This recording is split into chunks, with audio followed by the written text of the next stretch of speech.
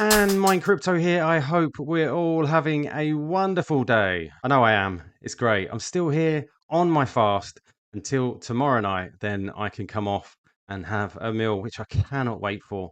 Going without coffee and tea has been an absolute nightmare, but it always is. This time, since the last time I fasted, it's been a bit easier, but you know it is. You keep going, and I'm still here delivering the news for Quant. Please remember, I'm not a financial advisor and none of this is financial advice, and any of the information provided in this video should never be seen or taken as a signal to buy or to sell. And as we can see, we've dropped back down towards that $70 mark. So currently sitting at $72.38. We're down one rank to 74. Market cap now under that 900 million at 873 million. And current volume is actually up, which is nice to see at 34 million over the last 24 hours. We're down 1% in the hour, but actually down 8.4% in the day. But we're seeing it across the board. There's some big numbers, some big declines. So it's not personal. It is something that we're seeing across the board, that huge amount of capitulation. So again, this doesn't bother me. If there's no news telling us why this is happening, then it's not a problem. So we just wait and see. Obviously, here in the UK, we have election day, and I've just seen some news come out in regards to Gilbert talking about a new Labour government, and it seems that the Labour government are more eager for CBDCs. I'm not pro CBDC, partly because I don't think it's great, but for the technology regards to Quant, I think it will be a bit of a boost, which is great for an investment. And now we go over to Crypto Quant, and as we can see, the spot exchange here we can see is just ranging. We're currently at 258,000. Not much change over the last couple of months. It is what it is, just staying around about the same. And if we look at all exchanges, including the derivatives, we can see it's under that 1.6 million quant still there. We also see this the other day, Quant new wallet bagging some bad boys. Two texts from CB to private wallet, a total of 2,772 quant must be worth it at these levels. So we speculate that these wallets are licensed lockup wallets. I'm seeing them quite often now over the last few weeks. They're just slowly coming in. Seems to me they like these levels. Now, something that's quite important that I've seen over the last couple of days, a chat from David Pitt, who's the executive of Pay UK. Now, I go back to a tweet that I posted back in March, and it says here, Bank of England, we have continued our close collaboration with Pay.uk on implementing ISO 222 messaging standards to ensure interoperability between CHAPS and the new payment architecture. And we can see here, Gilbert, talking about We've this. solved interoperability at scale, and the background to money is a 20-year career in cybersecurity. I ran the payment infrastructure as the chief security officer for the Bank of England, so keeping all the money safe across all the payment systems and the payment rails. And now we're also company guarantors to Pay UK, putting the strategy in place for future payments, including central bank money as well, but creating an ecosystem around what's the potential of money and what we can do with it. And that's my interest. We're shaping. As we know, they are a guarantor to Pay UK. As we can see here, as a guarantor, Quant is helping realize its vision to create a better payments world for all of us and enable a vibrant UK economy. And we got at Pay UK there. We also see this. We have continued our close collaboration with Pay UK on implementing ISO 222 messaging standards to ensure interoperability between CHAPS and the new payments architecture where appropriate, in particular to facilitate introduction of purpose codes. The bank and Pay UK have jointly developed a UK recommended list of purpose codes for payments made through either CHAPS or new payment architecture. Then we also see this, we can see in the summer of 2024, that DNS settlement services migrate to ISO 222. All RTGS account holders to receive ISO 222 non-payment messages. So we've got all this going on in the background. The reason why I pulled this together today is because I saw this from Construction Trader ETH. Listen to David Pitt, Executive Director at Pay.uk, talk here. Pay.uk runs the UK's retail payments operations and is transforming the way the payments are delivered in the UK. Remember, Quant is a guarantor of Pay.uk. I keep saying trillions are coming. So let's have a listen to this. I'm joined today by David Pitt, CEO of Pay.uk. Which runs the UK's retail payments operations and is transforming the way that payments are delivered in the UK. David joined Pay.UK in July of 2021 and has a strong and successful track record delivering high-profile projects both in the UK and internationally. He has a great deal of experience leading organizations through periods of transformational change. Welcome, David. We are thrilled that you can join us today. Thank you, and I hope everyone enjoys the summit, and thanks for giving me a chance to participate. Great. Let's dive right in, and I'd like to start by hearing about some of your current activities and initiatives. What are your top priorities these days, David? Well, first and foremost, it goes without saying, our main priority is to protect the robustness and resilience of critical national infrastructure, to ensure it's available all the time for our customers, end users.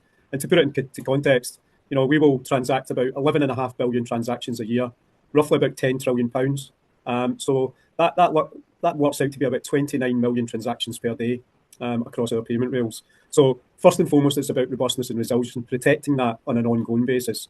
So managing that risk, managing that ongoing resilience, managing that systemic risk with the right mitigations and control. That's got to be our first focus. And then secondly, on top of that, it's about how do we improve. So we are going through a whole transformation program around our system, and how do we improve that for the future. So not only can we protect the resilience ongoing, but we can offer different opportunities for the market to improve competition, but also to improve choice and opportunity for end users. So a lot going on just in the payments ecosystem in general. And I think a lot of similarities between the UK and Canada. The pace of change, somewhat difficult to keep up with at times. And I'm curious if you can just give us some insights and your thoughts on how has this pace of change impacted your organization? Yeah, I mean, I think your point is very valid. Across the globe, change and pace of change is moving quicker and quicker, and we have to stay ahead. So for us, it's about thinking ahead, working closely with our banks, our customers, but also looking across the globe to see what changes could be coming ahead in the near future, and almost looking in that 3 to 5 year time horizon and planning accordingly. Now, that means we work closely with our regulators, as you would expect, but also closely with our customers, the banks, to really think about how we deliver change. Internally, it challenges around making sure you've got the right capabilities, the right capacity, but also you plan ahead. So, not waiting to a change to be upon you and then thinking about the capabilities, but actually planning ahead.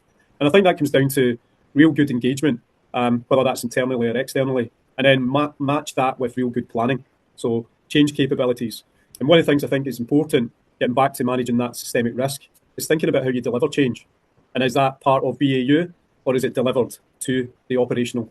And one of the things we're doing is we've got a change team that complete the build, that almost deliver that change into the operational environment, that run the process. And I think it's really important, and we found a degree of success by doing that, so that you almost keep it engaged but separate, so you don't distract the day-to-day operation, but the day-to-day operation uses their skills and experience to scope out that change that the change team are experts at delivering.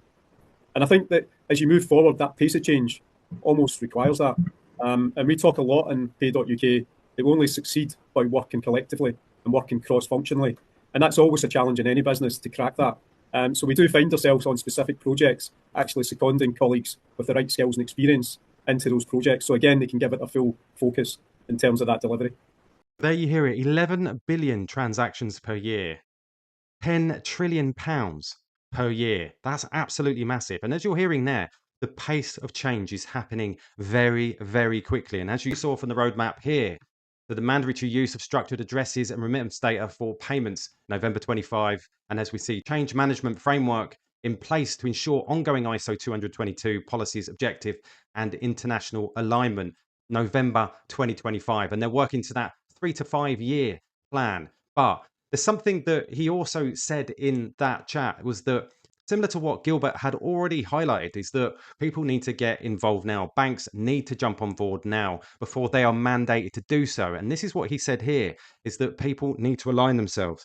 Change before change is upon you. So they're all speaking the same language. Now, to add to this, I saw this from QNT. Pay UK is severely underestimated partner of Quant.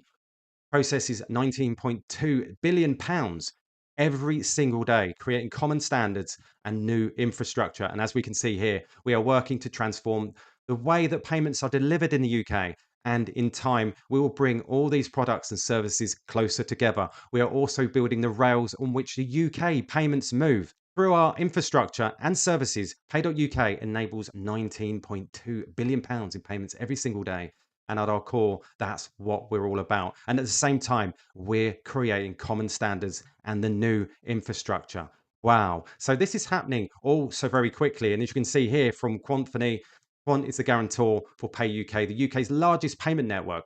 Quant will shape the payment ecosystem and help set the strategic direction of payments infrastructure and adopting the new payments architecture, MPA. So as you can see here from this diagram, we see Quant just in there and a couple of other familiar names in there like Revolut, which also is applying for a UK bank license. They also hold a fair amount of quant. And we can see here from Gilbert, this little excerpt there, we can see we had our first Pay.UK guarantors meeting today. Immense opportunity to help shape and create a vibrant payment ecosystem for the future. We look forward to the task ahead, which is absolutely huge. And we can see all this playing out in the background with all this wonderful news in speakers like David Pitt from Pay UK, setting out and echoing what Gilbert Verdin has previously said about time is running out. These banks need to get their game in order and start to prepare for what is coming. So there you go, guys. Just thought I'd bring you a quick update. Hope you enjoyed it. Remember, please subscribe. Please hit that notification bell so that you don't miss any further videos. All the best, and I'll catch you later.